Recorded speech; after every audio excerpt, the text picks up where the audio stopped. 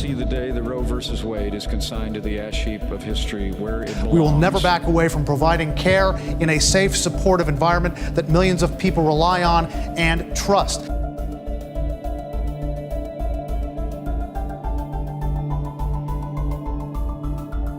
A Trump-Pence administration will defund Planned Parenthood.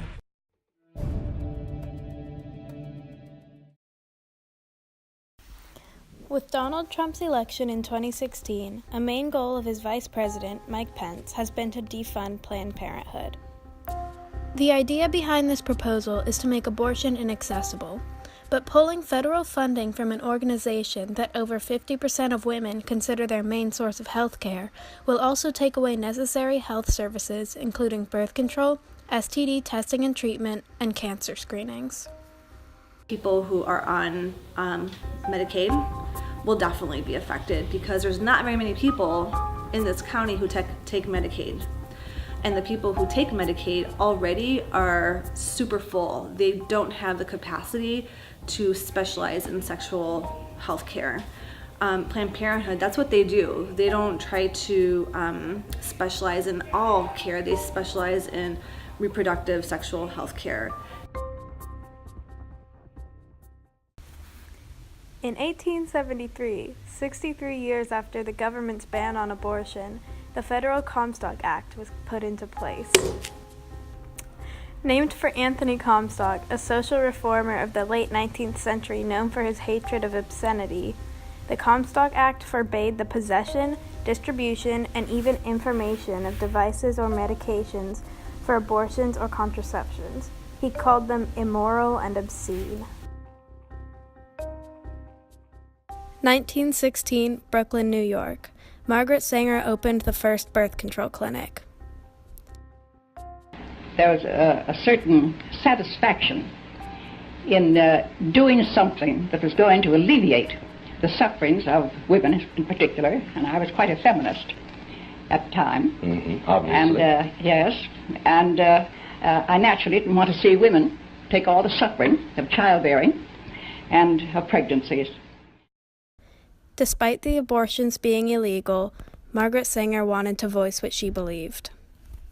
So it was a pleasure, in a sense, to think that you were striking at an archaic law, which it was. It was put on the statute books by Anthony Comstock some years ago, and no one had stood up against it. No one had tried to change the laws.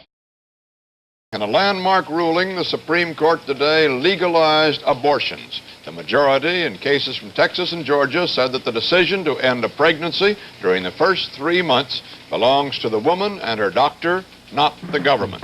Thus, the anti-abortion laws of 46 states were rendered unconstitutional. I hear, but we just sat on dusty shelves because we never helped ourselves. Married men can still be free, but a woman, what is she? A servant with no pay for life, just so she can stay a wife. You know, sometimes the events of decades can crystallize in a moment, and it seems as if overnight there's this historic change. A legal right to bear his kids while liberation he forbids. So ladies, drop the kitchen mop and we'll be heard somehow. I think that to raise the dignity of woman and give her freedom of choice in this area is an extraordinary event. And I think that January 22nd, 1973 would be an historic day. The President signed into law legislation that empowered states to withhold funding from abortion providers, and it was my great privilege at the President's direction to cast the tie-breaking vote to allow states to defund Planned Parenthood.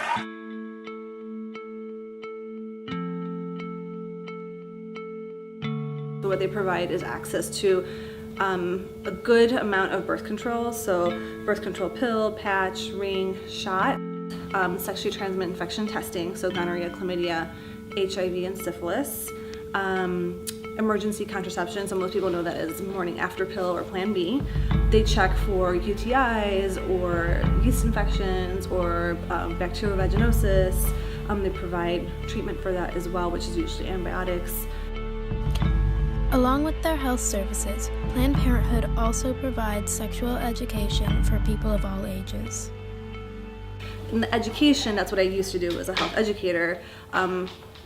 Any type of sex ed, middle school, high schools, colleges, trainings, parent workshops, community workshops, anything to help educate people around how to stay safe and how to be healthy and make healthy decisions. If Planned Parenthood goes away, it's going to be really hard for people who are on Medicaid or who are middle class who use their sliding scale fees to get health care.